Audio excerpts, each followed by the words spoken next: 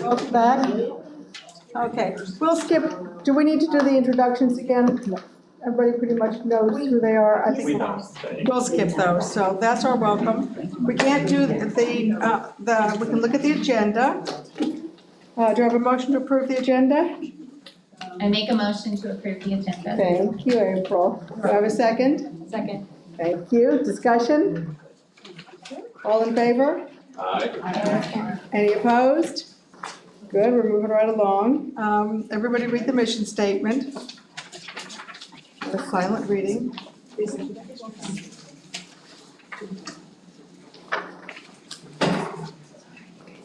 Okay, any public here?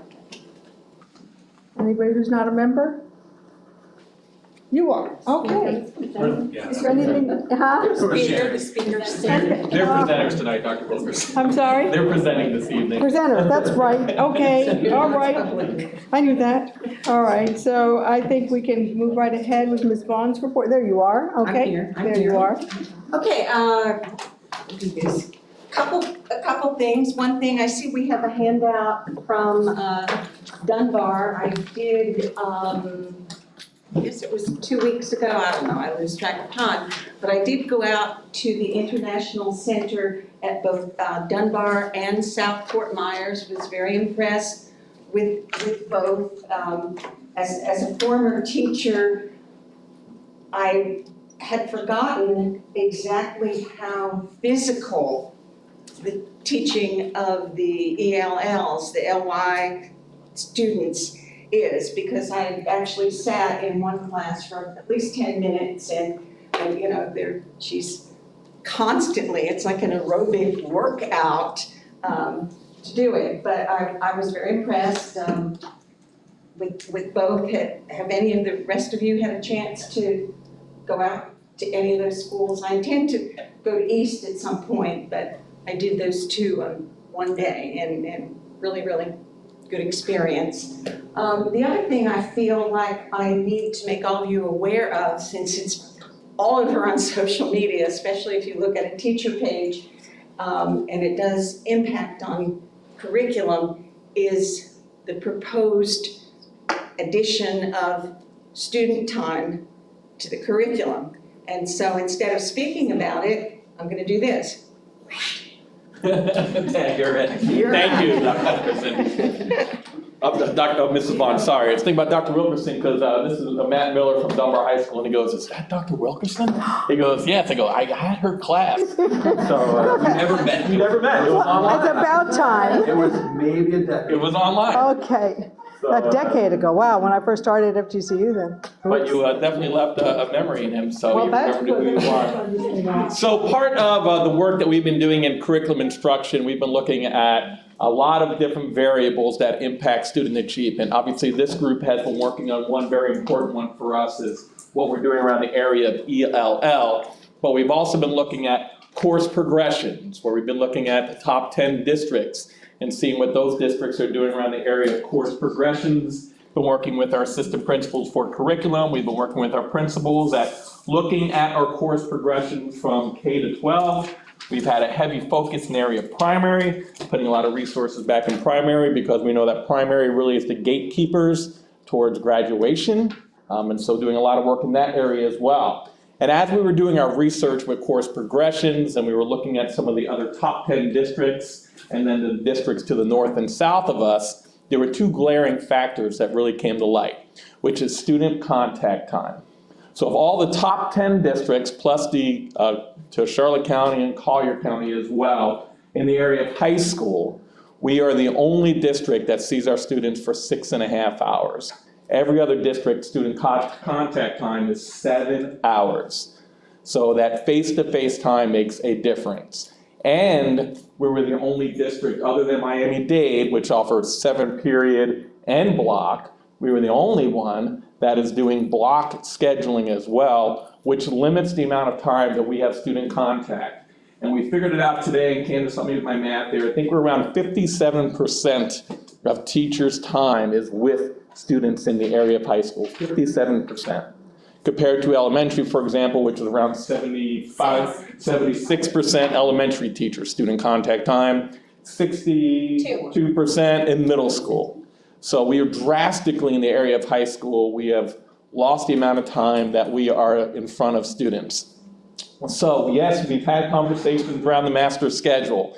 We've had conversations with our principals who last week and this week, every principal is to meet with their school leadership team as well as have conversations with your faculty.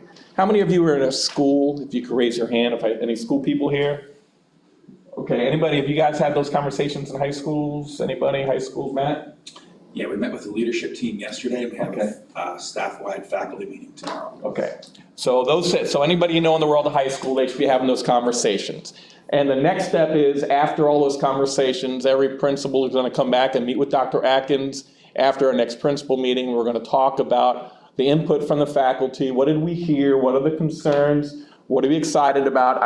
And let's put it out there, I'm sure any teacher is happy to lose an 84-minute planning period, but the harsh reality is teachers in high school, there are 4 periods a day, they teach 3 and they get 1 off. So it's really a little over 4 hours a day that they're working with students.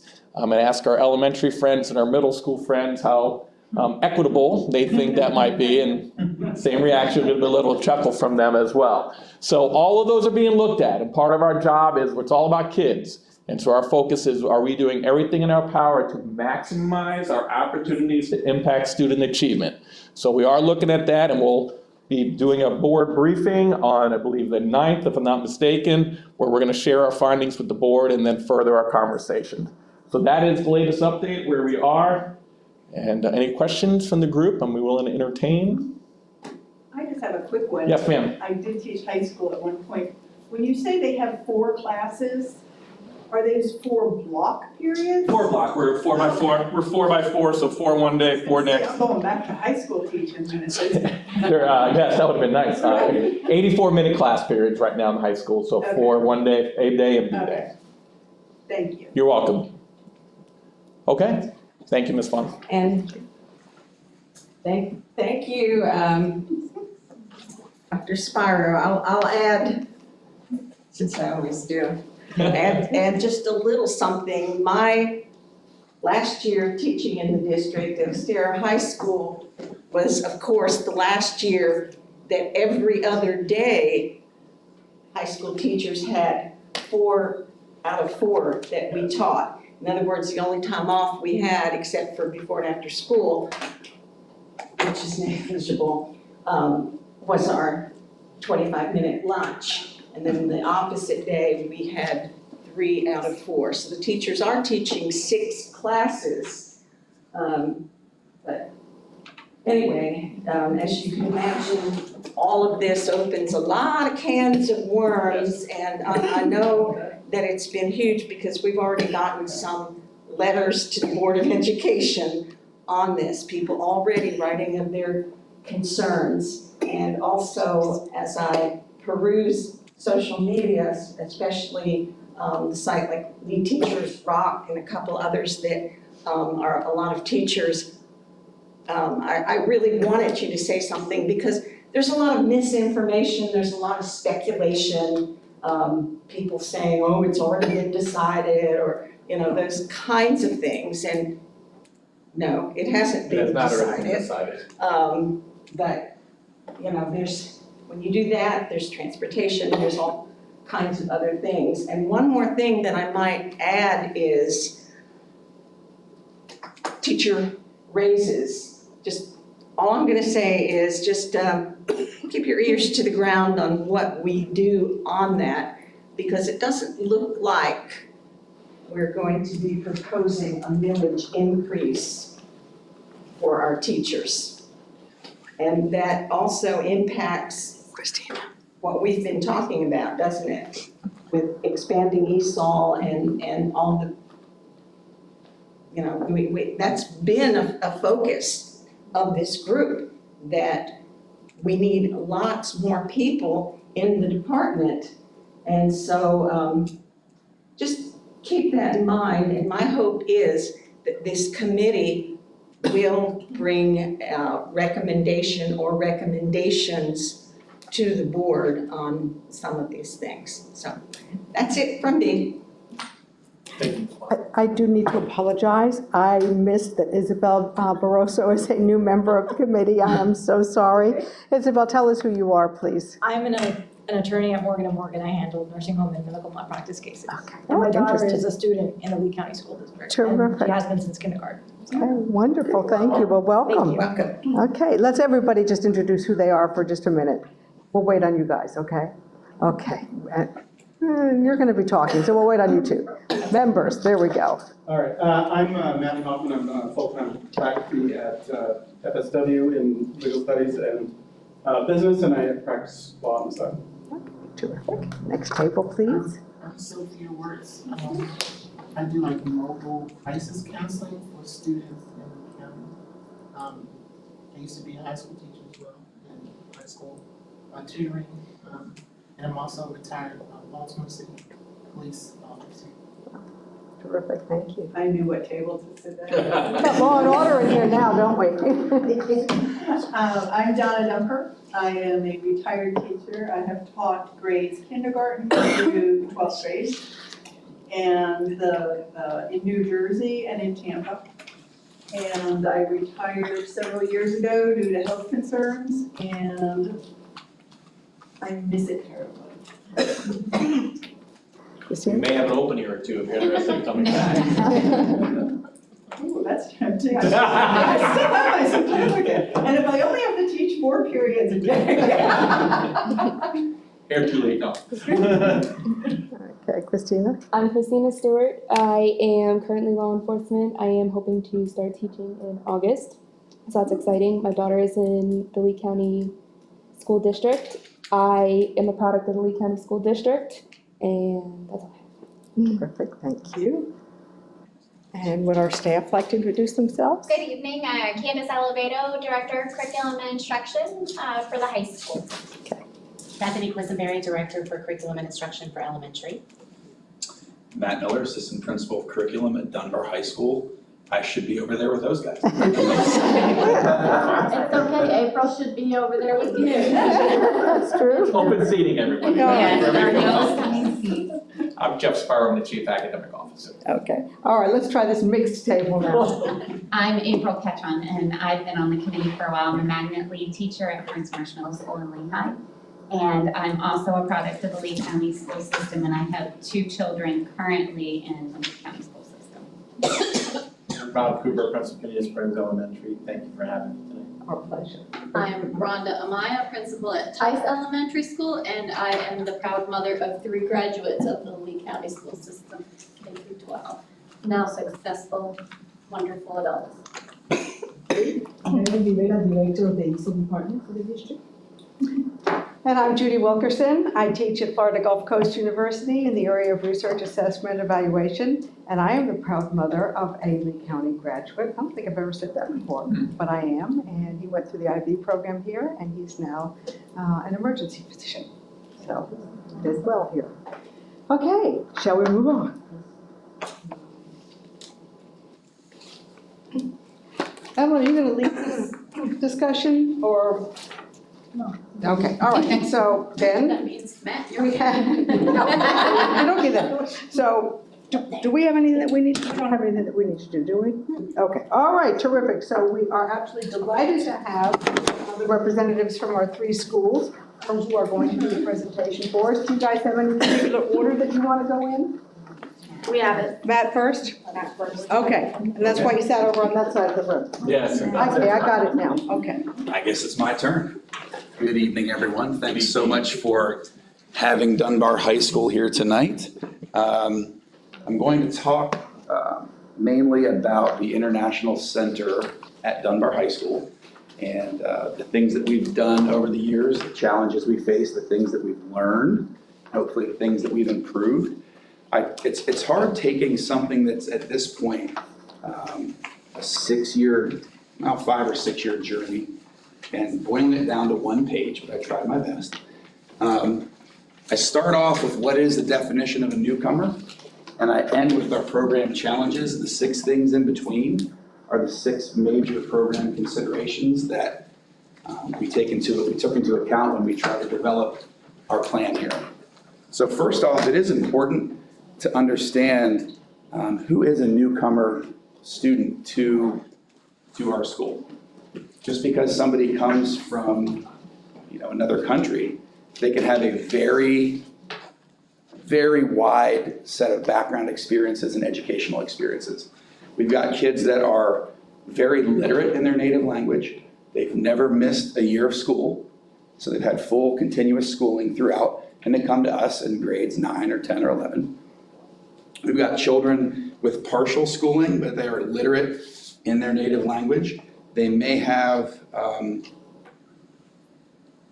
some challenges, they may have some struggles with grade level content knowledge, but they are literate in their primary language.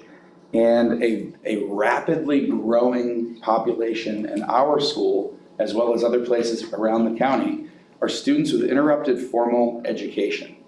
So that presents some unique challenges. Those are students who have missed 1 or more years of schooling in their home country prior to coming to us. And, I just took a look at some numbers today just so I had some current data. We currently at Dunbar have 93 students that have at least 1 year of documented interrupted schooling, and we've got kids all the way up to 10 years of missing school. So if we think that through, if we get a student in 9th or 10th grade with 10 years of missing school, we actually have a couple of students where we are their first school in their life. So that certainly presents some unique challenges when we know we've got 4 years to graduate with a standard diploma. For those 93 students, currently they've got a total of 257 years of missing school. So more than 2.5 centuries of not being in a school. So that, anyway, definitions are important, and clearly students that have been in school the whole way through and are literate in their native language, they'll have an easier time adapting and adjusting and acquiring English. And those who have missed school for a long time, it's a much tougher road, okay? So a student walks in our door for the first day. We have a very specific intake criteria process. We do the standard placement test, the Sella Online. It gives us placement information and levels in reading, writing, speaking, and listening. We think about those scores when deciding whether or not to place a student in the International Center model, which I'll get to in a minute. We talk about the due date, that stands for date entered United States school. That's important for a lot of reasons, one of which is how they factor in the state accountability system. Another is if the idea of our international center is to not just provide very targeted literacy instruction in English, it's also to get the students accustomed to what it means to be in a school in America, and specifically Lee County. So there's a lot of onboarding to what it's like here. And if a student's been in school for, let's say, 3 or 4 years in another state like Texas or Oklahoma or something, it's not quite the same set of needs as a student that's coming directly from their home country.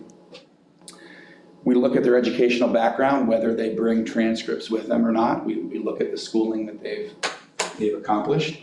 And probably one of the most important things is just a direct interview with a counselor and or our ESOL contact or another teacher within our department, just to really get a sense of what their background is, where they've been, what they've studied, that sort of thing, because many of our students don't come with transcripts of any kind from another country. And it's still incumbent upon us to place them correctly and move quickly towards graduation requirements. So the third item there, scheduling, I just put one sample schedule for a student there. Currently, like Dr. Spiro said, we're on an alternating block, so we've got 8 slots in the student schedule.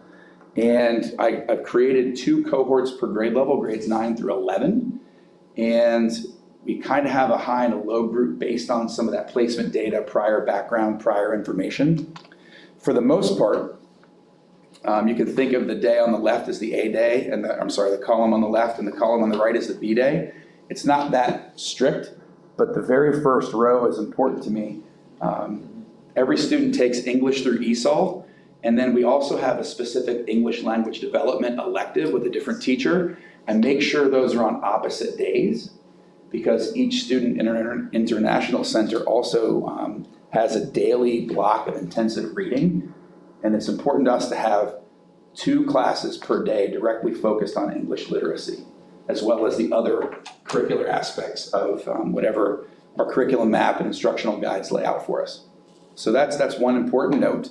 And then, of course, their appropriate math course based on whether they have a math credit or not that's transferring in. An appropriate science course, social studies course, and then a spot for an elective. Whether that student takes HOPE or the 2-year sequence of JROTC or another elective. Because this isn't specific to a grade level, the table I made, it's sort of general, and depending on their grade level and their background, the specific course codes go in there. The scheduling is just the tip of the iceberg with this, because I can put the students in a schedule that matters, but if they're not receiving high quality instruction during those periods, my best laid plans might not really go anywhere. So probably the heart of this whole thing is the next few bullets. Curriculum and instruction, clearly we follow as part of the meta consent decree. These students take the same courses and they have access to the same curriculum as their grade level counterparts. But then there's some additional pieces on top of that. Some of these electives and some of these other pieces, we can do things like Pearson's Keys to Learning. That's a very important piece of our English language development elective. It's not just working on English grammar and some of those basic things, but it's also sort of that newcomer curriculum that I talked about.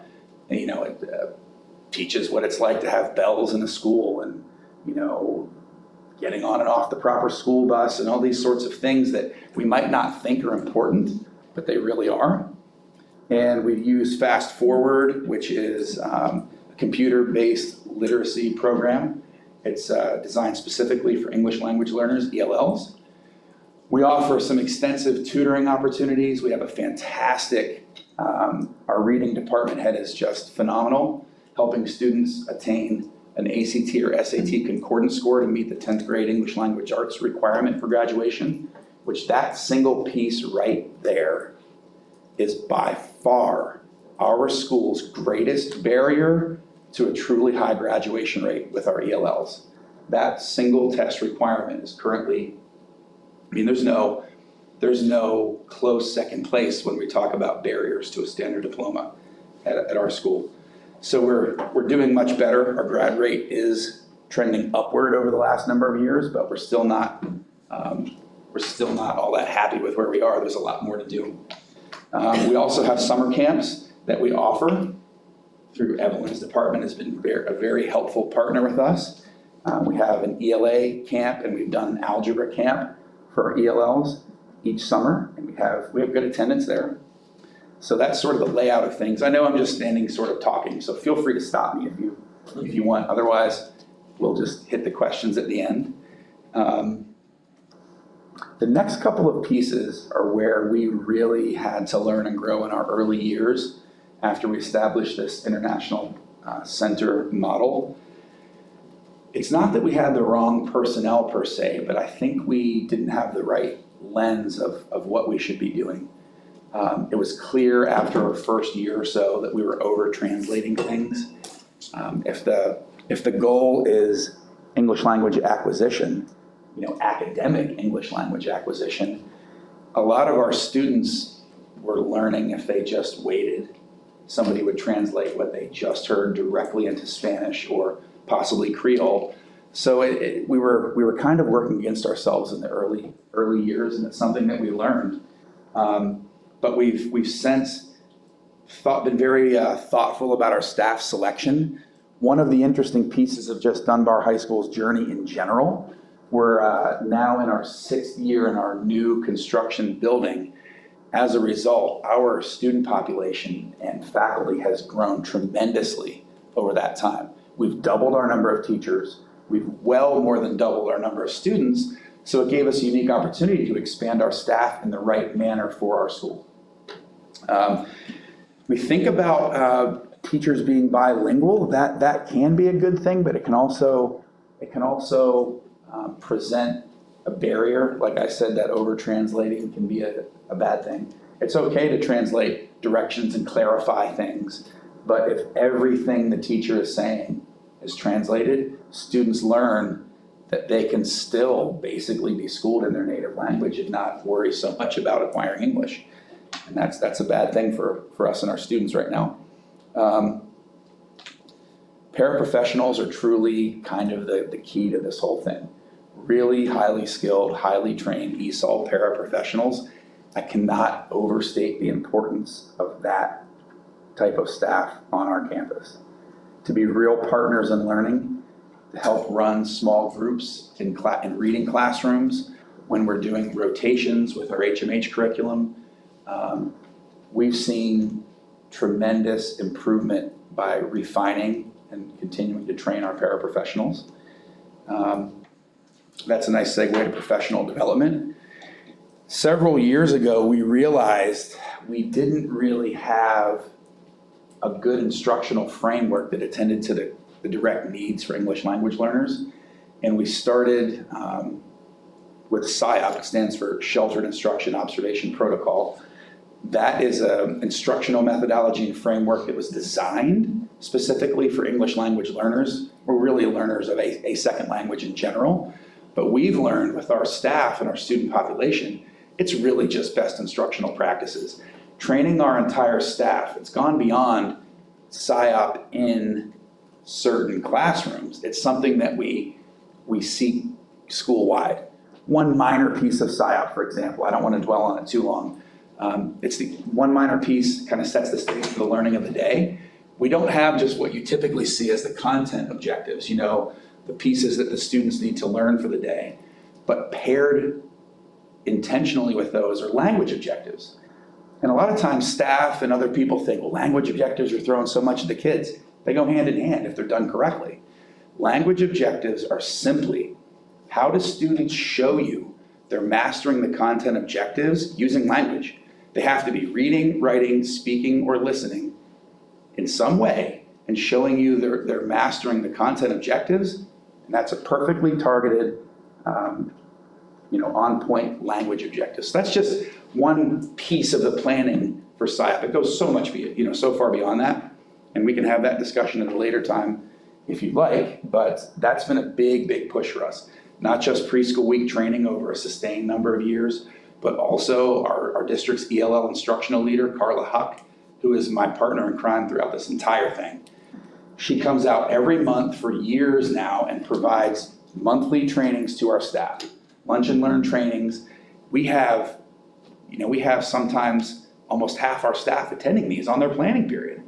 They're giving their time to do this, to grow and get better. She's been a wonderful partner with us. We also, she and I, along with other members of our leadership team, conduct SIOP-specific classroom walkthroughs, not as part of our teacher evaluation system. We have to honor that is completely separate from our evaluation system. It's meant to just give them feedback on how they're doing with embedding the major facets of the SIOP model in their classroom. So we give them feedback on those. There's a coaching cycle that we have going with that. And then one of the things that I'm personally pretty proud of, and so is Evelyn, is the last bullet there at PD. She and I are board members on the Southwest Florida TESOL board, Teachers of ESOL. And just this coming Saturday will be our second annual conference at FGCU, our wonderful partner. I talked to Carla today. We're about to shut down registration because we're almost over what we wanted. We wanted to grow from 200 last year to 300, and we're almost there. We send 20 to 25 teachers from Dunbar each year. It's wonderful, all-day professional learning. We have keynote speakers that are experts in the field, researchers, teachers that are showcasing what they've got here in Lee County. We have people flying from other countries to present their research. It's a really, really well done conference. We're proud of that. So Dunbar's happy to participate in that. Family engagement, sometimes that's the tough piece. I know at elementary school you can get the families in a lot easier, and it seems like as they get older it's hard. We learned a good lesson a few years ago. If you feed people, they show up. So we organized, these really nice meals on ESOL Parent Night, and we all of a sudden had fantastic turnout. And that really, it's more about educating the parents than it is the students. We want the parents to understand graduation requirements, tutoring programs, how a kid can get home from that, taking the activity bus. We connect them with community partners. We connect the parents with the adult and career ed department if they want to further their own education. So that has really done a lot for us to address some of our biggest needs, which was keeping kids connected to the school in a meaningful way. You don't have to just be on a varsity sport to be connected to the school. You have to take part in something. Every kid should have something. Even if it's just a structured tutoring program, you can count on a couple of days a week to stay after and just continue to work. So family engagement's a big deal, but it goes beyond those things. Kids need to see themselves in the school. They need to see themselves reflected in the staff. They need to see examples of professionals that walked their path and are now successful. They need to see themselves and their work product up around the school being celebrated. They need to see communications from the school in multiple languages, hopefully their native language being one of them. So family engagement's a critical piece. We still have a lot of work to do there, honestly, but I feel like we're on the right track. And then the final piece I listed there were program challenges. Keeping kids in general sometimes can be tough, but specifically kids in our international center, some families don't see graduation and potentially college as the path for them. They see working as soon as they can. But some families, not all. We have gotten much better with retaining our kids since we started really forming real connections in the school. State required testing, we could talk, I imagine this room, we could talk all day about that. There are some things that the state, does for us that make it a little easier on the students, but still taking tests that they're not ready yet to do well with can be kind of demoralizing, and that's always a concern. It's a concern across the board, whether you're in ELL or not. State testing is always one of those pieces. There's a lot of research out there that says students can take 2 or 3 years to acquire pretty decent vocabulary, just conversational English. That can sometimes mask a deeper issue with academic vocabulary and academic language. I've taken countless people through our school and they have a conversation with students like, oh, their English is great. Okay, it is, but maybe not on the academic side. It can take 5 to 6 years of hard work to master academic language and that skill set in English. We don't have 6 years. So that in and of itself is a pretty extreme challenge that we face. Sometimes guiding post-secondary options can be tricky with families, but we're trying our best to get more kids to see, study a vocation, go to college. These are things you can do. And then sometimes evaluating the long-term effects of the program, I wouldn't say we're long-term with this model. Depending on how you count, we're all right around the 5-year anniversary because it was sort of midstream that many number of school years ago that we devised this. One of the clear pieces we can talk about is graduation rate. And I've produced some numbers today that show we are on the right track with our ELL grad rate. We're not particularly happy. I didn't pass that one out because it's kind of just a boring table of values. But over the last 4 years, our ELL grad rate has gone from 45% to 47 to 53 to 54. That's just moderate improvement. The thing that I find very interesting is the total size of each cohort. 22 students, 51 students, 81 students, 87 students. So in 3 years, we've gone from 22 to 87, nearly quadrupling that number of students. So that rapid growth has been a little bit of a challenge for us, but I feel like we've adapted to it quite well.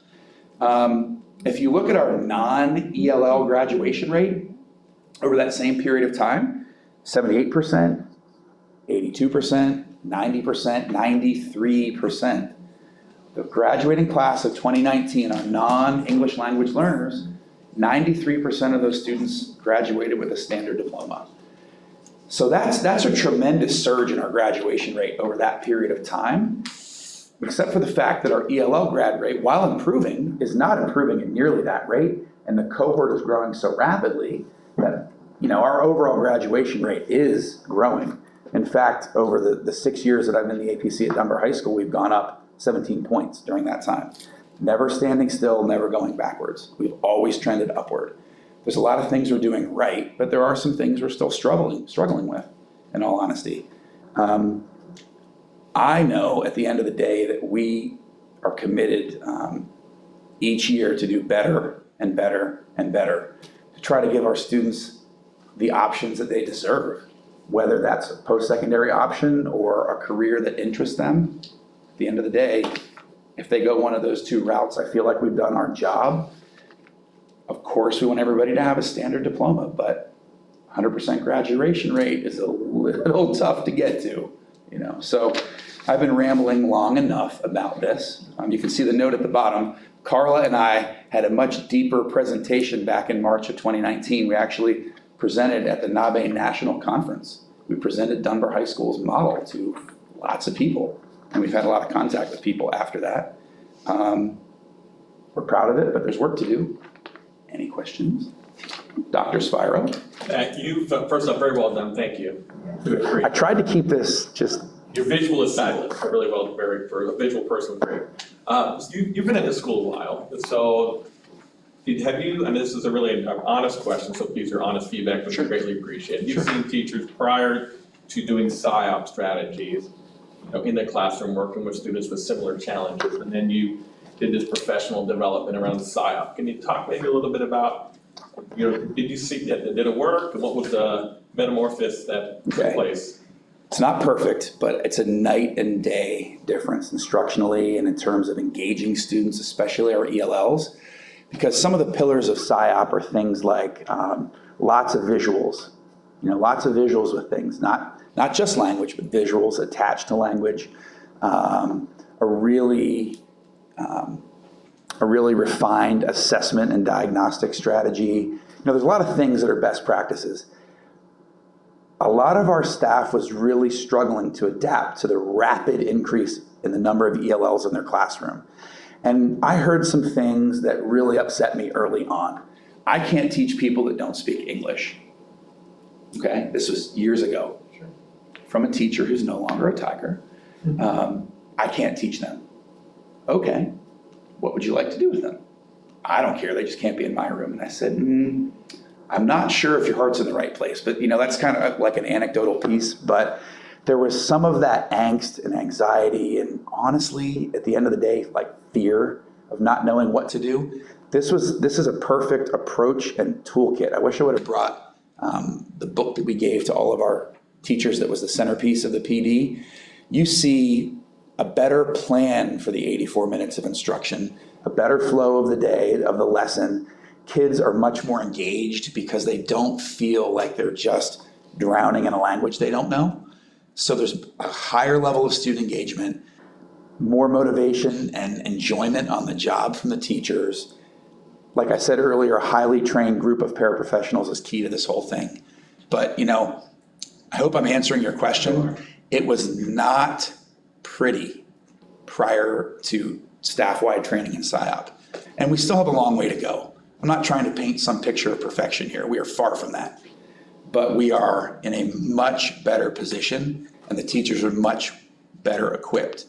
I cannot tell you how important it is, but at the same time, it will never be a one-day training.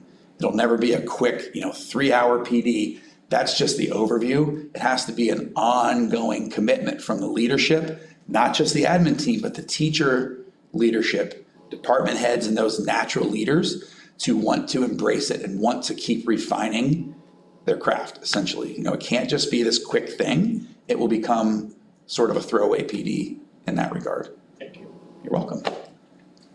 Yes, sir. Yeah, what kind of technology are you using to augment your traditional learning, any artificial intelligence or anything like that?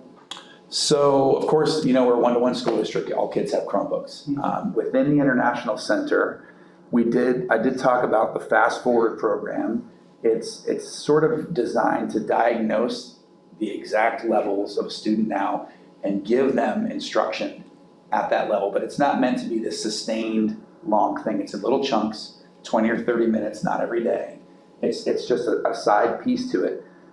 Most of our students, all of our students within the International Center in grades 9 and 10, their reading curriculum is the HMH product System 44, which is essentially just the basic 44 phonetic sounds in the English language. And there's some cool pieces to that. One of our 3 rotations each day, so there's a small group lesson for the day. There's an independent reading and assessment piece. But one of the most interesting parts, students have to have headphones with a mic, and they'll see and they'll hear a particular pronunciation of a phonetic sound, and then they practice. And the software gives them real-time feedback on how well they're doing with pronouncing things. It might sound kind of low level, but it's sort of a big deal. If you're not pronouncing things correctly, it's hard to really feel comfortable using the language. So while that's not really AI, it's sort of just comparing sound files. It's an important piece. But that's the district-wide curriculum for students with a really low Lexile and particularly a low phonics inventory score, so they don't have basic phonetic awareness. That's a really important piece early on. We use Fast Forward, and some of our math classrooms, depending on the course, we implement Imagine Math as another really important piece. So a lot of pieces, but sometimes you can have too many things, right? We use these clearly as supplementals and not the centerpiece of the course, aside from System 44, which is the adopted, strict curriculum for that reading class that I talked about.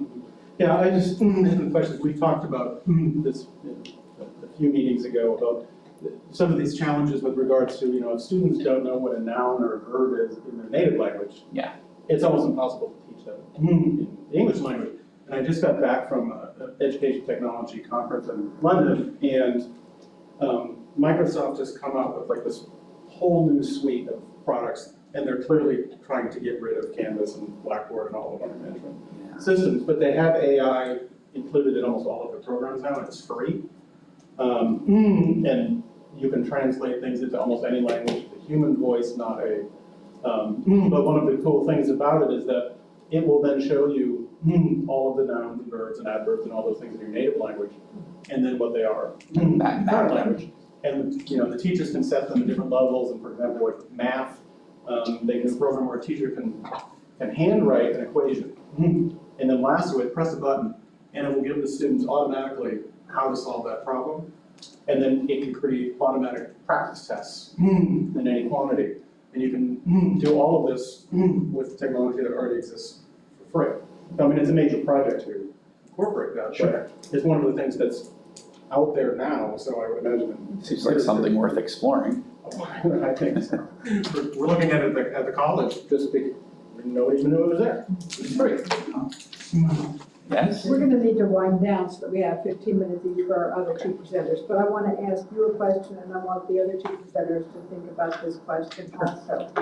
Our goal in this committee is to try and be helpful to you. And you've given us a wonderful presentation, but there's a small missing piece in there.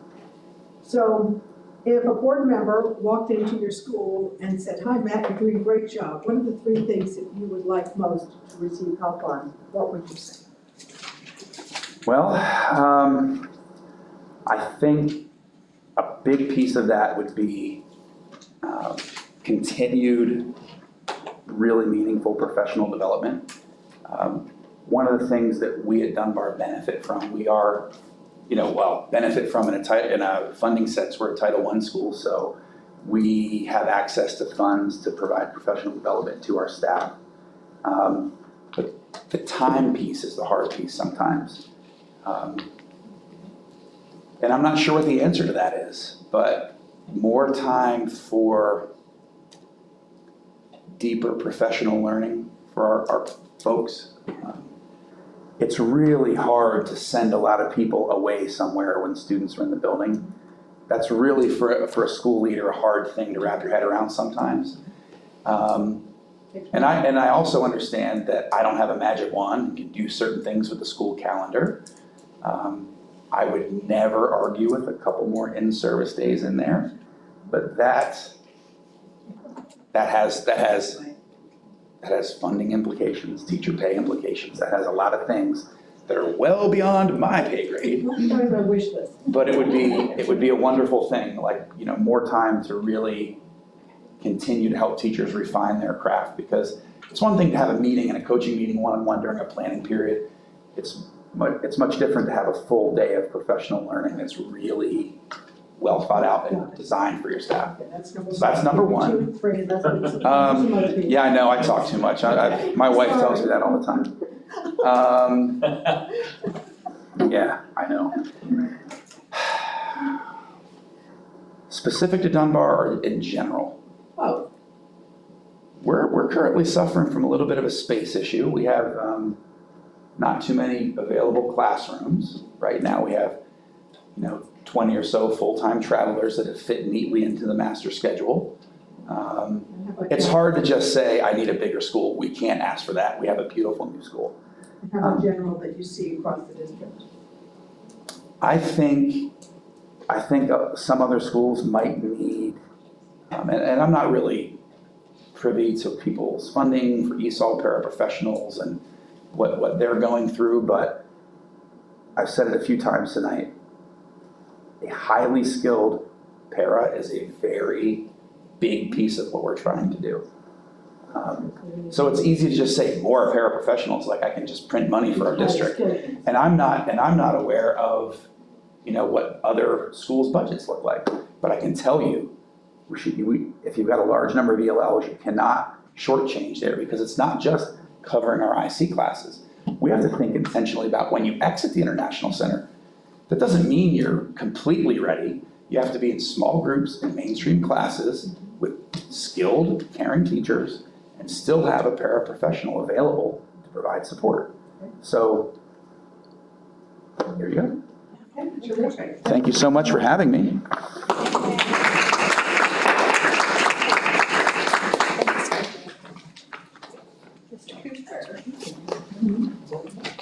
Ten or 15 minutes, please. Yes, ma'am. I'll be quick. And give us those things, the wish list. All right, will do. The wish list is fun to do, right? They are. Yeah. They are. Well, thank you. Thanks for having me. My name's Rob Cooper. I'm the principal of Benita Springs Elementary. We are in a school in the South Zone with 67% of our students are ELLs right now. 65% of our students are economically disadvantaged. When we look at the cells for our ELLs last year for school grade, we range anywhere from 52 to 82% where our students fell in those areas. Now, I want to start off with this piece. This is kind of like our overreaching of how we do it, like within the confines that we're allowed to do what we want to do at our school, outside of what the directives are for the curriculum. We look at whole brain teaching, thinking maps, Kagan, SIOP, and Teach Like a Champion. That's kind of like our secret sauce that we use at our school. And then within that, we surround them with high expectations, high quality job embedded professional development, an outstanding staff and faculty, and a strong school culture. Those pieces embrace us carrying out those pieces. Currently, the help from the ESOL team has been a huge piece of assistance for us for doing the SIOP as well. We have a Tuesday morning PD at our school, and Evelyn provided the resources and the lady power to get it done, so thank you for that. Carlos has come down and worked really hard teaching SRA with our teachers that are teaching that to make sure that's done with fidelity.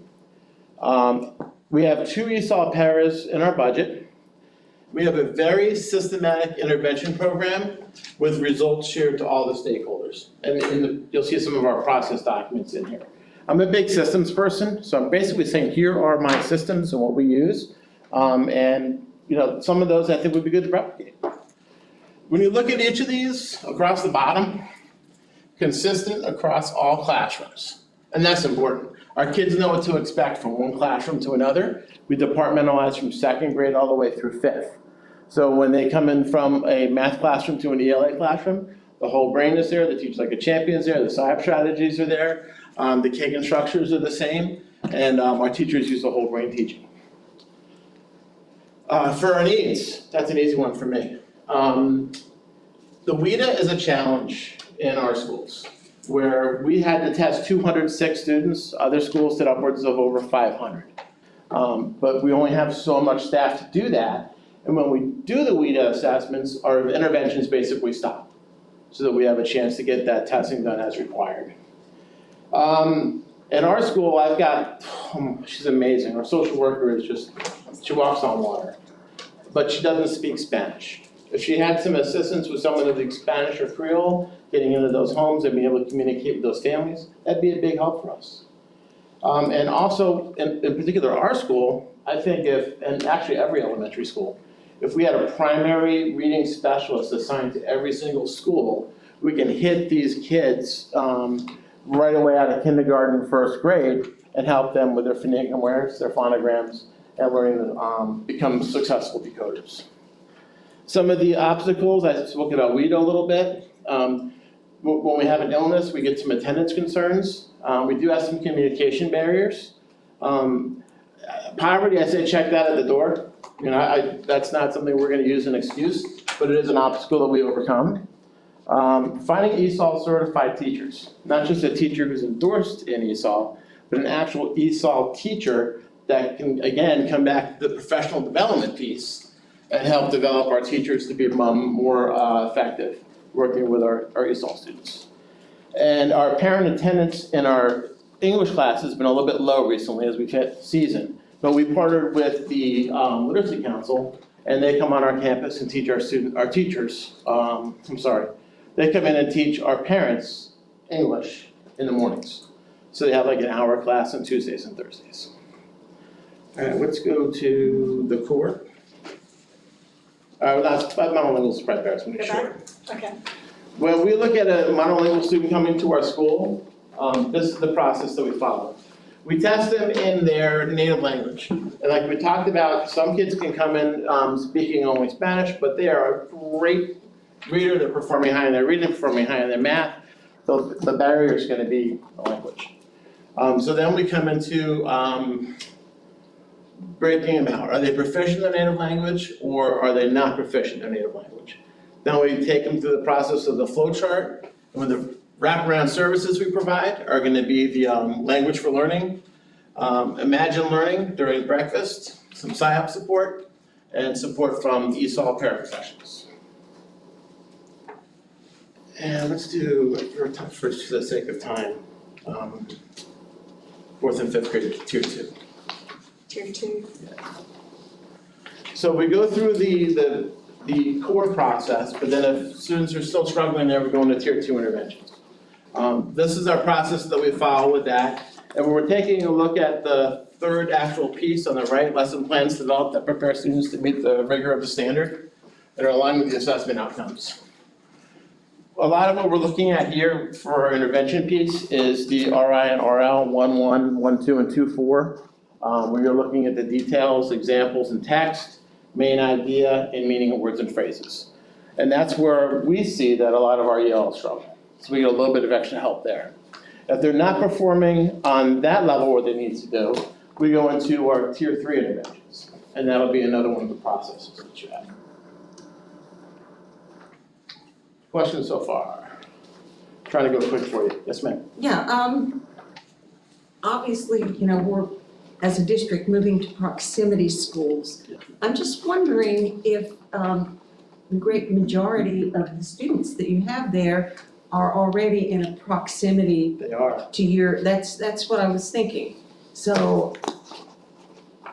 I'm lucky. I get to walk out in the morning and I've just got a mass of people walking in my So school. you have a lot of contact with the kids parents. that, yeah, I was guessing that that's probably the case. So that said, it's particularly sad that with so many so close to you, that there's not more parent involvement. But I totally understand because I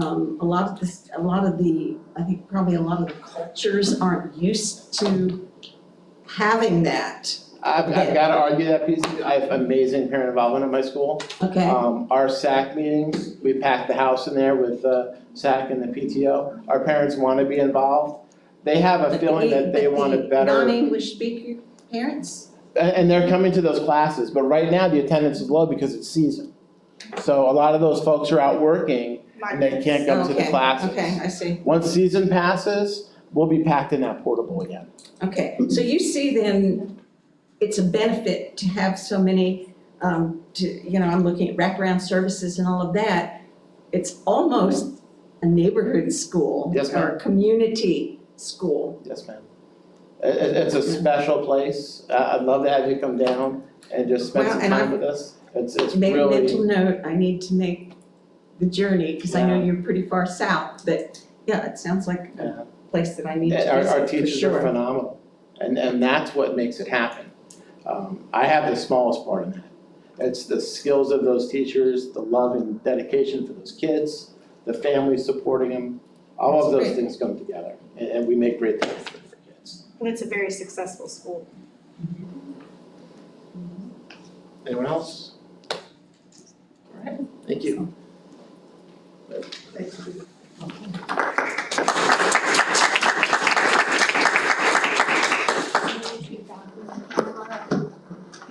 Alright, so I gave you what you need.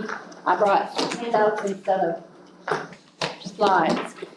So at Tice Elementary, I do wanna, and I didn't give you this because you wouldn't be able to see it on the, it's the demographics page from Focus, just to let everybody know, we're a small school at Tice Elementary. We're in an urban area that's highly impoverished. We also just check it at the door. It is what it is, and our students love to learn. So they don't care how much money they have. They just really love to learn and they love to be at school. We have about 600 students.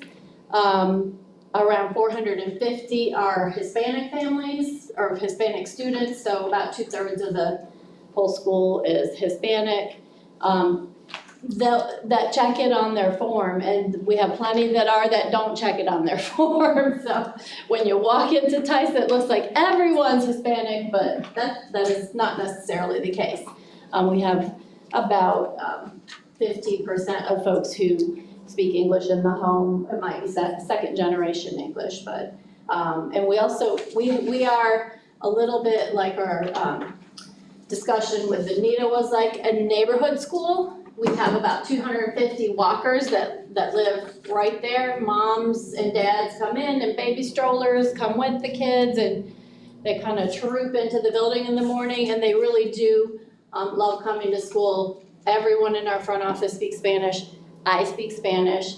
So we have a very high rate of parent involvement also. We fill the house at our SAC meetings. I do them in English and Spanish, but really the last 4 meetings I've done in Spanish only, and my PTO are my teachers who come, like my English speaking families, most of them live in Lehigh or far into central Fort Myers, so they don't necessarily have the job or the car that can get them to come out to the evening SAC meeting. So I've asked, show of hands who would like some English translation and just run that meeting in Spanish. So families do feel very welcome and they are very involved. Also, we have about 2/3 of our entire school is ELL or English language learners. So if you look at your handout that has the Tice logo at the top, I figured that Matt and Rob would kind of pave the way, so I put a very brief and simple definition of ELL, just in case. And I put a little asterisk behind the word English proficiency there, and you can read along. I don't always read the whole handout to you, but I kind of talk while you glance at my bullets. English proficiency can be defined by, the WIDA test, the SELA test, any of those things. As I say, a lot of our students come into the school and do not have that. So they could be Spanish speakers. A really unique piece of Tice Elementary is our Guatemalan Indigenous population. So when we have like our cultural fairs, a lot of schools' cultural fairs, when they represent the Hispanic culture, have the peasant dress with the black skirt with the ribbons on it. And ours come in woven fabrics of many colors that look very different from what you'd think if you look at a Mexican or Cinco de Mayo garb. And our families are still wearing the traditional Maya or Indigenous garb. And a lot of their homes have different Indigenous languages as their first languages. We have about 6 different Indigenous languages, some of which I just learned about a year or 2 ago. I had never heard of Mom. I've heard of Quiche, I've heard of Canjobal, some other indigenous languages spoken by descendants of the Maya, but every time I think I know all I need to know about the Guatemalan peoples, I learn there are more. So we have not just bilingual learners, but trilingual learners, students who have been in homes with no print literacy. And the reason I stress that it's no print literacy, they have a cultural literacy that is very deep. It's oral speaking and oral, A-U-R-A-L, listening tradition. So there is plenty of family learning and spoken learning, but as far as like, we got magazines at home, we got that baby board alphabet book that everybody uses. We may not be having that in our Guatemalan family homes. So we have a large population like that. Again, check it at the door. It is what it is. I like Rob's phrase, I'm gonna steal that. So we serve our ELL students in two different ways. The first way, if you look at our bubble, the subtractive model, is a lot of things that Rob described. He pretty much, I think we did everything on that chart at Tice except for the whole brain. We haven't been on that bandwagon. We've kept it simple with the Kagan, the Teach Like a Champion, SIOP, so on and so forth. So, but that subtractive model is the ESOL model that the whole district uses, which is ESOL immersion with support, all those different kinds of support that Rob talked about that are so key in development. And about 2/3 of our students are in that model. But we also have an additive model called dual language. And I wanna clarify that dual language is different from bilingual ed. Traditional bilingual education uses the native language, you know, in my school, Spanish, and even Spanish sometimes is a second language for those children, but uses that as a bridge into English and then slowly kind of walks away from the bridge until they're on, you know, the land of English. In a dual language model, we are adding both languages. So we have what's called a 50-50. So if you even want to pop way down to that dual language at Tice piece right there, this 50-50 model increases the native language for Spanish speakers and then adds and develops English. But we also have native English speakers in those same classes. And of course, we increase and develop their English proficiency. They're working at grade level. And we add Spanish and maintain that Spanish, not just as a foreign language, but all of their content area subjects. So it's not just what you're used to when you think of you walk into a foreign language class and we're all learning our colors and a song and, you know, where's the baño and things like that.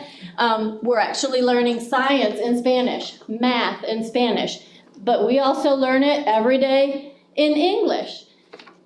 Matt said something real interesting that I thought, I'm gonna talk about that when I get up there. When he talked about students who are still dominating their first language more than they are English, they learn that if they sit there long enough, somebody will come translate that if there's an ESOL para in the room. Our dual language model doesn't use ESOL paras, and our dual language model is not learn it in English, learn it in Spanish, or learn it in Spanish, learn it in English, repeat. It's more like a relay race. You might learn the intro to your lesson. You know, a lot of people in here said they were educators, so you know what I'm talking about when you intro the whole concept of the lesson, and then you do some demonstration, the I do, we do, you do pieces, and then you have some kind of wrap-up review and practice to make perfect, right? So we do that relay race where one day the intro might be in English, but then at lunchtime we switch teachers, and so that I do, we do, you do is going to, or the gradual release as we call it, is going to be in Spanish. And then the next day, we'll have that practice back in English. But then the next day, there's a new concept, so we'll start that off in Spanish. So it flip-flops back and forth in that way. But like a relay runner passing the baton, we're not, you know, we're never repeating the same lesson. Like, I just saw this in the morning in English, now I'm going to hear it in Spanish. I learned a little bit about this, now I'm gonna deepen it in the next language, and then I'm gonna come back to it in, the first language, and that goes both ways, English and Spanish. So the instruction is really unique, it's kind of a cool thing, and students at the ages of pre-K through 5, especially, we hit that really hard in K through 2, where the brain is most plastic and is able to understand all those sounds. And in fact, I was really engrossed. I stayed up way later than I should have last night because I saw this special on Netflix called Babies. If you haven't seen it, watch the one where it talks about the brain and it talks about all the ways that children, babies learn language. And it really is a fertile time for the brain. It even talked about how something that I thought, that's so cool. I specialize in languages. I speak multiple languages. I love this program, but I never knew that if you could research the statistics of language learning. I have always wondered how people understand someone who speaks quickly another language. I gotta admit, I have trouble when I talk to Evelyn. I've never heard anyone speak Spanish faster than Evelyn can. And I can speak Spanish with anyone in this room. And if you're on the phone with me, you don't know that I'm not a native speaker, am I right? So I'm not bragging, it's just that way. You might know that too. But when I talk to Evelyn, I'm like, slow down, honey, I don't get it. Because my ear can't hear where one word stops and the next one begins. Have you ever heard, like if you're watching Spanish TV, you're like, I heard the word casa in there somewhere, but I don't know the rest. Well, the brains of youngsters statistically track how many times they hear one sound connected with another, and it actually teaches them how to learn those words. So I digress, but it's a really cool time in a student's life to learn a foreign language versus waiting till we get to high school. And some students love it and take off with it, but others struggle and go, that's not for me, man. I just gotta get my credits and get done with this because it's required, or I won't go to college. So back on track. At Tice, we do have a modified Gomez and Gomez. Those are the researchers that our program is based on, 50 and 50 model. It's modified because it's not a true 50% English, 50% Spanish. We do a little preponderance in English. I want to say it's about 40-60 because we need that time in English for our students to develop. We do have more youngsters who aren't proficient in English, and they do need extended time with the English. Whereas our English-speaking students in the model, they can progress quickly through that. And they're just our peer and role model students who then can practice with their Spanish-speaking buddies. So not only do we try to have close to 50-50 instructional time in English and Spanish, and that's because our classrooms flip, if you've kind of been reading those little descriptions, but we also try to have 50-50 native English-speaking students and native Spanish-speaking students, so that when I'm in my Spanish-speaking classroom, my ELL student, who in any other of our ELL programs would be the bottom of the barrel, basically, academically, because they're just not strong in the language yet, and they're not the one who's me, pick me, and they're not the one who's explaining it to their buddy, but in the dual language program, they are. They're leaders of the pack for half a day, at least. And then when we go flipping over to our English-speaking classroom, guess what? We got new leaders of the pack. So all the kids are developing these really cool relationships and leadership techniques just by teaching each other. And you always know that as much as our teachers are engaging and exciting, kids love to learn from each other. They learn as much on the playground as they do in the classroom, and that's kind of cool in that social English setting. So this dual language model really kind of puts that on turbocharge. It's a kind of a neat thing to watch. Before I flip the page, any questions about any of the descriptions or anything I wrote on there? Is Tice the only school that does the dual language? Tice is not only the only school in the district, it is the only public school in the 5-county area. Wow, so how did that 2 minutes or less. You're gonna lead me right over to the next page. Oh, Background, okay. flip it. Good segue. Okay. So historically, Tice was underselected, I believe, and before my time at Tice, I've been there 8 years. Prior to that, I went and I got there in 2012. I think it was around 2010 that there was some community outcry at the thought that Tice, which is a very old historic 1927 building with a basement that used to sometimes flood, doesn't anymore, yay, construction project, was going to be converted to a warehouse or, whatever, but not be a public school anymore. But it is such a unique, cool neighborhood school that the public kind of said, no, we don't want to do that. But it is underselected. It was getting a D that year, so I inherited a D when I went there. I was not the principal, I was an assistant principal. And with my, mentor principal, we got through and raised the grade to a C. Eventually, we got it up to a B. And then it did drop to a D one more time. So twice in 10 years, it's been a D, once under me, once under an outgoing principal. But that bilingual or dual language magnet was an attractor for that. And so we do have some students, interestingly enough, if you look at how students enter the program, most students come from the East Zone and they just sign up like anybody else does, select Tice as their, school of assignment. But some of them come from out of the zone, and as long as they can self-transport, then they can come to Tice. So I just have that one-on-one communication with the student assignment office for that to happen. And the reason that's kind of important to Tice, even though I usually only have a dozen or less K through 5, the whole school, that choose to do that, even those 12 kids make a difference in our school grade. When you've got 350 kids making up your whole school grade, every kid counts big time.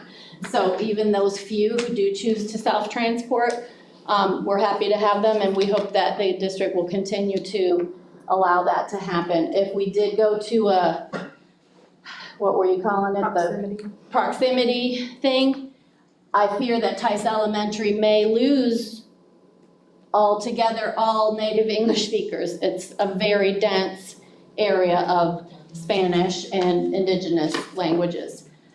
So our English speakers are gonna come from Lehigh and Central Fort Myers, and we have a little pocket in North Fort Myers too, because we're kind of a weird little zone there. So anyways, we have that. We have the parent choice, we have administrative recommendation.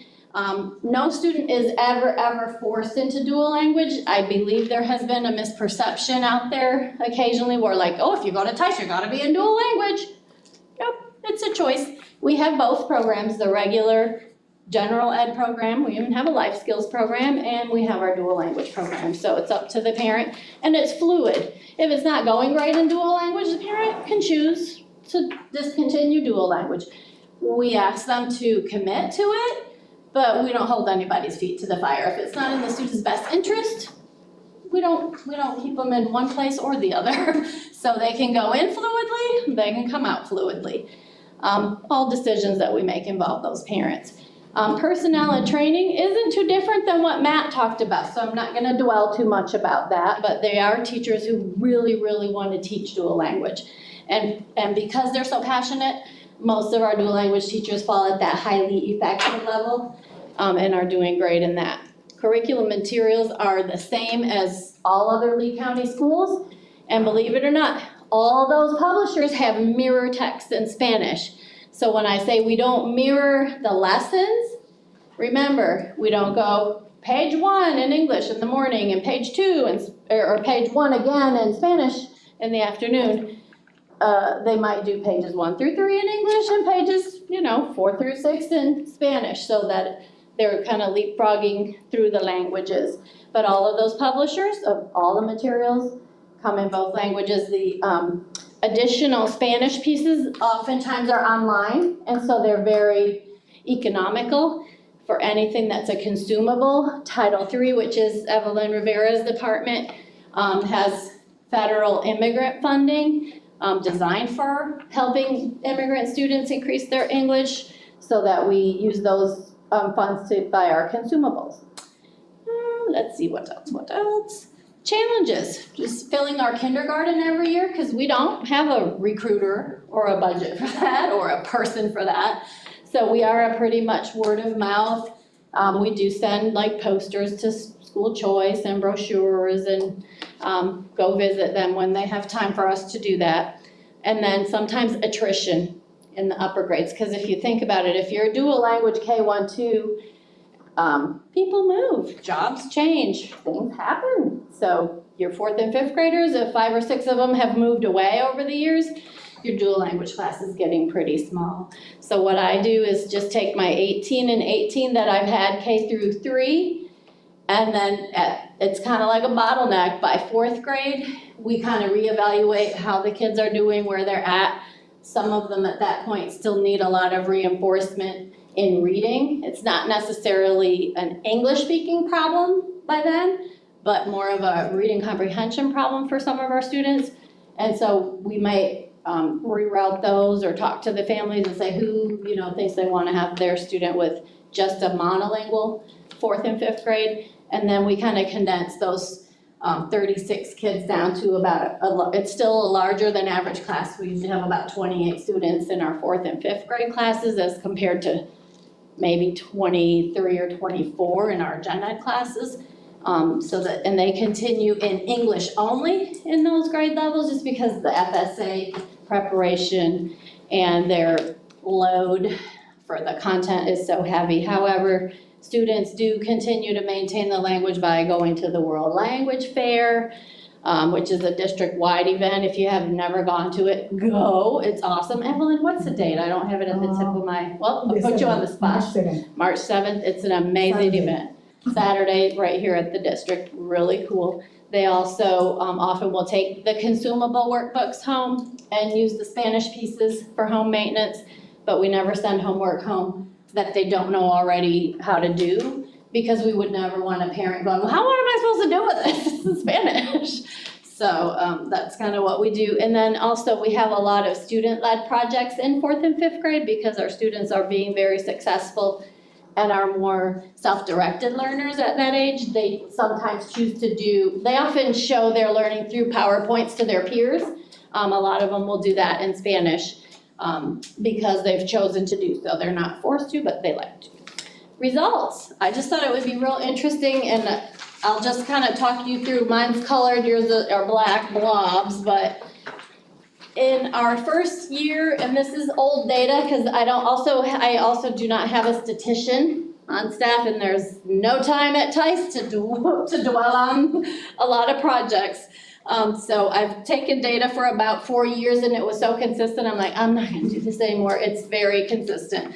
But in this given year, 2016, and it really was the 2012 through 2016 years of data, no dual language students in pre-K and kindergarten, no non-dual language students exited out of ESOL. But 2% of the dual language students already exited at the end of either pre-K, if they started in pre-K, or kindergarten, if they started in kindergarten. And then going up with that trend, when they were in 1st grade, no non-dual language students at Tice passed that ESOL test, but 11% of the dual language did, of those who hadn't already passed. And then going on to 2nd grade, we move it up with dual language kids passing at a rate of 22%, which again, already 11% and 2% in the previous years had passed. Whereas that's the first year, 2nd grade, that any student in the non-dual language track could even pass out of ESOL. So what we're seeing is that this program accelerates the rate of exit from ESOL. In other words, it's getting kids to English language proficiency so much faster than the type of ESOL program. There's nothing wrong with it that Rob described, and I have it at my school too, the general ed track of ESOL, but the dual language program really accelerates that. And by the time they were in 3rd grade, 3% of the dual language students exited, and that's because most of them were already out, so there weren't very many more in ESOL. And only 8% still of that cohort had exited if they were non-dual students. So oftentimes we have K through 5, the students are still in ESOL. They go to they've been at Tice forever, they go to middle school and they still haven't passed the language proficiency testing. But the dual language students, by far, almost all of them do. It's very rare to have an LY or ESOL student in dual language past 3rd grade. People kept asking me, what are the scores? The LY kids in dual language, we want your data. I said, there aren't any. I can give you the former LY, but I can't give you current LY data because they've already passed that language test, if that makes sense. So on the back of your paper, you have another, very boring chart. And I do want to apologize. When I use Google, I just can't seem to line up the titles. I have tried forever and they're a little wonky for me. But that is our FSA ELA from 2018-2019. So just last year, the top little section is 3rd grade, 4th grade, and 5th grade. And I just want to concentrate on those teeny lines of writing out at the side. And those will be my last comments. I want you to know that 14% more dual language students scored at level 2 and 3 than non-dual language, and 78% more scored at the proficient or higher level than non-dual language. That was in 3rd grade. When we get to 4th and 5th grade, 4th grade had 18% more dual language students scoring at levels 2 and 3 than our non-dual language students, and 41% more scoring at proficiency and above versus non-dual students. And then all the other stuff in there is just exactly how many students scored at how many numbers. And then 5th grade, 44% more scored at proficiency than higher than the dual. So that's about it, data in a nutshell. Questions about dual? We only have 7 minutes. Okay. 5 minutes left. Could you please help us with those 3? Those 3 things. I would piggyback on Matt's with the time and funding for PD, and a quality PD. At Tice Elementary, wraparound services that don't involve a parent fee would be awesome, such as after-school program. We have very few parents who can participate in a fee-based program.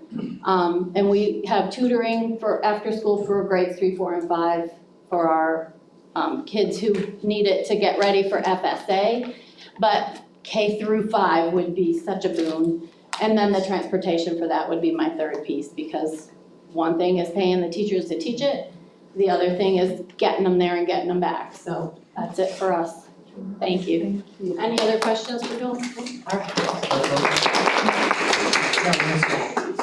I know we're looking at a lot of changes in what we do unique to our schools, but a strength in our district that we have to service all of our kids is our academic services department. We've got some incredibly creative curriculum maps, instructional guides that link to a lot of what we're looking at for SIOP. So our foundation right now, where we're starting from, is so far above other districts that I've ever worked in. That's incredible. And I'm in my 3rd state and probably 5th district I've been an educator in. And what comes out of that department is second to none. And that supports our ELLs Yes. greatly. Yep, it has links to ELL stuff on every high level, medium level, and low level curriculum. It's all there. There was a collaboration between the 2 departments. Our ESOL people actually worked like a whole summer and also through the year in, again, boosting anything that has to do with ESOL in those academic instructional guides. We worked quite well, yeah. Well, you guys have done a fabulous job, and we really thank you from the bottom of our hearts. This was very informative. And I think we got some good ideas from these folks about what some of these schools want. Do you think that what you have recommended are pretty much common to other schools in the district? Yes, ma'am. I think it's like a representative. We're definitely all in favor of the primary literacy specialist. Okay. The extra time, the literacy Yeah. specialist. I just didn't want to talk longer, but Okay. I'd agree. So you're all agreeing with each other, and you think you're probably pretty representative of the other schools. Okay, guys, what would you like to do with this information? And Ms. Vaughn, what would you like us to do with this information? And it is a citizens advisory group, so I don't want to be pushy on anything. I think the bottom line is time and money. That's this, let's just condense it. Condense it. I would like to see, and Dr. Spira and I have talked about the professional development and for some of the advanced courses, but to me, a day here, a day there, it can't compare to a very concentrated week-long, and I don't know what's available are there things, week-long conferences that, Evelyn, that are offered for Well, deeper maybe understanding? in-house, like in the county here, we can. No, I'm talking about through, so what was the one you referenced, the, I mean, SciUp and TESOL. yeah, I mean, I'm sure SciOps has that, that's pretty common, but SciUp, Kagan also does that. normally SciUp is like a 2-day training, that's a full day training that, there's an introduction of SciUp and then also like a very nice, deeper look into the 8 components of SciUp, where teachers actually, they do, learn about it and also they produce something. yeah, because So they understand the model. I took that course like You did, yeah. 15 or 16 years ago in Texas, and it was a lot of days. Yeah. So, I mean, if that's a bit, I don't know, but that's just my opinion, and it was the money factor, right? And I think you said, so schools with grants and Title I schools. Yeah, so for, obviously, Title I schools, it's less of a challenge for them to train their faculty because of the money involved. But Evelyn and I actually have been speaking, we're working on creating an ELL summer academy for teachers that we're going to try. And it's not just, it's gonna be SciOp, but then also other strategies available for teachers as well. So we've already had that initial conversation, and so we're gonna be inviting not only this committee to come and be part of it, but obviously certain board members, but we wanna have a training for teachers as we get closer back to school, where it's really heavily focused on everything you need to help support teachers. And we've talked about also publishers coming to be there to provide support for instructional materials for teachers that have them. So I know that particular component's in the works as well. And also that particular one is also not only like a 2-day training, needs to be followed up with more training throughout the year. So the next phase to that training would be then to create a cadre of trainers. That would be the 3rd day of SciUp, when we bring the people from CAL, Center for Urban Linguistics, to then train a group of teachers that are recommended by the principals to be the trainers for those schools. That would be good too. And then on the next layer would be there also our ESOL specialists going to the school to do, like Mike explained, that Lunch and Learn, which is station that ESOL specialists all day in the school, and having the teachers come during their class, voluntarily, and get to learn something and also produce something to use immediately in their classrooms. And we do that every month, and also doing again follow-ups and more training during PLCs, and also whole faculty training. Yeah, I'm just going from my own experience. In my experience, an hour of PLC or half hour, whatever it is now, that just doesn't cut it. You need really concentrated, Absolutely. minimum 2 days, the week-long things, or 2 days with, every month or less than every month, the follow-up and then. Coaching the teacher, also enhancing what they do, and reaching what they already learned. Yeah, so if you see the schools that are successfully doing it, it's just like Ms. Vaughn says, it's ongoing. It has to be going. That is their focus. So Dr. Wilkerson, I may have a suggestion, perhaps our focus we've now heard the presentation, we've seen the data, we've really had a chance to talk a lot about ELL. Perhaps our next meeting, we come together, we say, okay, what are our recommendations we want to make around time, money, and professional development? That we take these broad categories and say, this is what this group really thinks we should do, and then that could then be brought forward as our action planning movement. Would you believe that Lori and you and I all had the same idea, and I would bet probably at least half of the people in this room were thinking the same thing. So how does that sound to all of you? I have a question. Yes. I wasn't here at the last meeting, unfortunately, but has there been a needs assessment done at each individual school in Lee County, so you know what the needs are in these? So I meet with every principal, I met with every principal and their leadership team twice so far. And face-to-face, small groups, so myself, their executive director, and their director for curriculum instruction, and then anybody they want to invite to that meeting. And we talk about, we look at their data, and we have a lot of discussion, but at the end is, what is it you need to help you be successful? It's really about helping schools get the needs that they want. So yes, so I would say it's been more, not a formal, but more importantly, just in time, what do you need right now for us to push to your school? What do we need long-term? We talked about those challenges that they needed.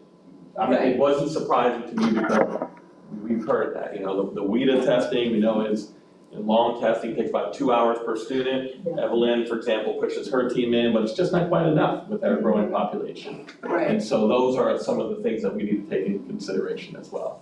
So yes, we have a pretty firm handle on what each school is. Okay, because I'd hate to see resources try to be distributed evenly across every school when the same resources are not needed. And we wouldn't do that. So we pride ourselves on tiering our support, and it's very specific tiered for what that school needs with those students. So we do not do a blanket, all good for everybody. I've seen that happen. No, that's not our approach at all. Equity, not equality. Right, Is exactly. one thing, and what I was gonna say is, so from what we've just been talking about, is that somewhat of a common theme from what you hear when you go to the schools? Absolutely. So it's, it's the time to do the professional development, which is really the most important piece. The teachers need the tools, and as our population is continuing to change, it's filling our teachers' toolkits, but you have to give them time to use those in the classroom with the coaching and the feedback to let them know whether or not they're doing it well or they can tweak it. That's where the rubber's gonna meet the road, is helping teachers change their instructional strategies for the students sitting in front of them. And as you said, to produce something, to come away with something in your hand that you can actually do in your classroom. And also our ESOL specialists also model lessons, for example, modeling any specific of the features or strategies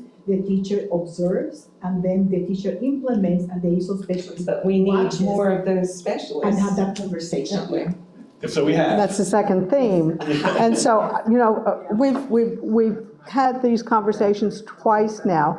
The more paraprofessionals, but also more professionals like the social workers is surfacing.